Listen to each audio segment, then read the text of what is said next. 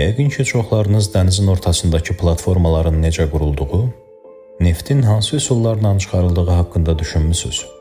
Bu proses yatağın seismik üsullarla araşdırılması ilə başlayır. Seismik dalğalar vasitəsilə dəniz dibinin quruluşu, neftin dərinliyi və ehtiyat həcmi müəyyən edilir. Alınan nəticələrə əsasən platformanın növü təyin olunur. Dayaz sular üçün sabit, dərin sular üçünsə üzən platformalar. Sabit platformalar adətən 200 metrə qədər olan sularda qurulur və birbaşa dəniz dibinə bərkidilir. Daha dərin ərazilərdə isə yarımdalma platformaları və qazma gəmiləri istifadə olunur.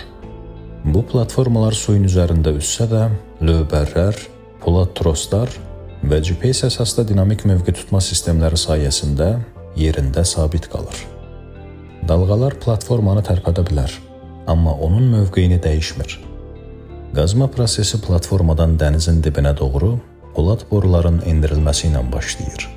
Borular mərhələli şəkildə birləşdirilir və yerin müxtəlif geoloji qatları deşilərək neft layına qədər irəlilənir. Dənizin dərinliyi 100 metrdən 3000 metrə qədər ola bilər. Amma qazmanın ümumi dərinliyi 7000 metrə, bəzənsə daha artıq məsafəyə qədər ola bilər. Qazılmış quyunun divarları sementlənərək möhkəmləndirilir. Bu da çökmə və sızma riskini aradan qaldırır. Neftin çıxarılması əvvəlcə lay daxili təzyiq hesabına baş verir. Bu təzyiq azaldıqda nasoslardan istifadə olunur. Ya da layın içinə su və qaz vurularaq neftin səthə çıxması təmin olunur.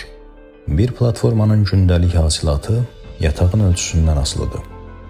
Xırda həcmli yataqlarda 10-30 min, orta həcmli yataqlarda 30-100 min, iri həcmli yataqlarda isə 200 mindən çox barel neft hasil olunur.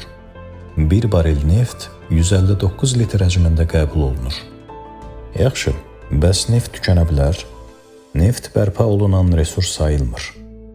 Yeni yataqların tapılması neftin bitmirmiş kimi görünməsinə səbəb olsa da, əslində mövcud ehtiyatlar tədricən azalır.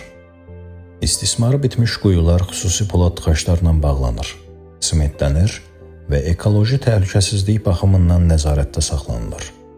Çünki boş qalan laylarda təzyiqin azalması və dəniz dibinin çökməsi kimi risklər yarana bilər. Bu risklər idarə olunandır, amma daimi nəzarət tələb eləyir.